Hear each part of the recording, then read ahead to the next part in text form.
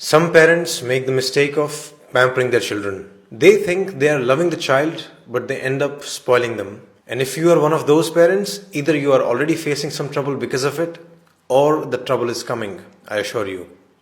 What kind of trouble? You have probably made your child's life so comfortable that they now fight with you the moment you ask them to do something difficult or something they disagree with. You have given them so many privileges or luxuries that they can't adjust in tougher conditions outside the home. You have perhaps been saying yes to all their demands and now they can't accept a no. They get angry and throw tantrums every time you refuse to fulfill their wish. You have maybe given them so much that they don't even value any of it. In short, they are spoiled. Why do parents do it? There could be many reasons. You want them to have the life you never had. You don't have time to spend with them and thus you just shower them with toys, gifts and luxuries. Or maybe this is how you actually show your love. You don't know any better way. Or possibly you think your child will hate you if you say no to them and you want your child to love you, at least more than they love your spouse. Whatever the reason you might have for pampering your child, my recommendation to you is very simple. Don't do it. But of course it's not that simple. The problem is complex. You as a parent have a certain level of wealth and resources. What will you do with it if you're not going to let your children enjoy them? And where is the line? Like how much should you give? How much is too much? How much is too little? There is obviously no measurable or one size fits all answer for this. As the cliche goes, it depends. But I'm going to give you a framework to think about this problem. Consider following points. First, try to predict and answer this question. When this child becomes an adult, would they be able to sustain the current level of privileges or not? The answer to this question will change every so often. Someday your child will seem very responsible and talented. Someday it will feel they are useless and incompetent. But you must keep those questions in mind. Will your child be able to afford the rent of the big house they are living in? Are they capable enough to buy the expensive branded clothes you buy them so casually? If not, how will the future look like? How long will you keep giving these privileges? Ultimately, you will have to cut them off. Ultimately, you will have to make them independent, right? So why not start a little earlier? Why not start today? This brings us to the second point. You must, from the beginning, create a balance of responsibility versus privileges in the house. Responsibilities in childhood mostly include schoolwork and house chores. Some other responsibilities could be to remain healthy, maintain decorum in the house, even being respectful to parents, etc. You need to make privileges somewhat conditional on these responsibilities. Essentially, give them a taste of adult life, which is, if you don't work, you don't get the car. Third, ask another question to yourself. Are you giving them resources for their growth or for their pleasure?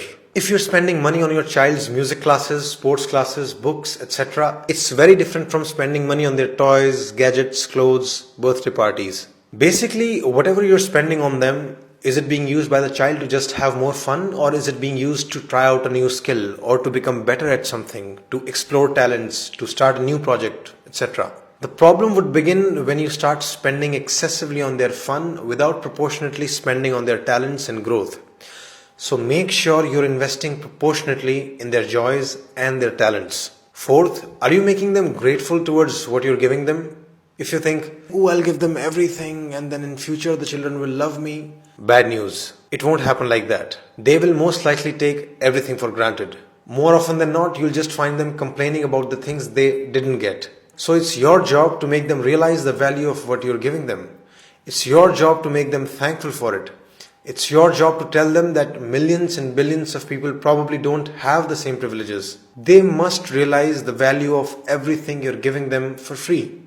Like, why spend so much money and time on them only to be hated later?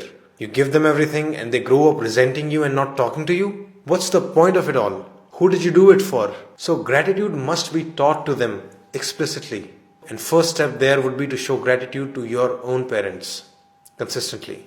Fifth, you must make your child experience no from time to time. They must learn to deal with it. Of course, don't do it arbitrarily. Say no only when you have good reasons to say no, but do say it when needed.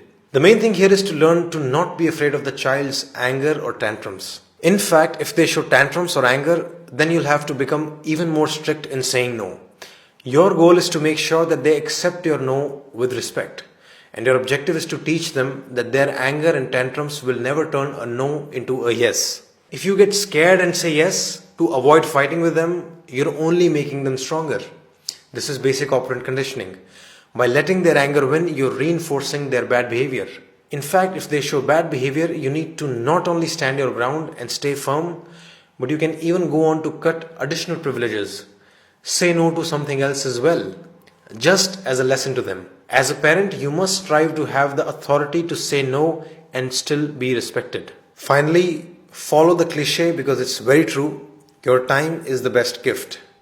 Children need your time, your love, your care. That's really the biggest gift. Pamper them with your time whenever you can, not with things. If you really want them to love you all your life, give them good memories with you, not just stuff which anyone can buy them. So these were my premises, and I repeat the conclusion: don't pamper your child too much. That's it.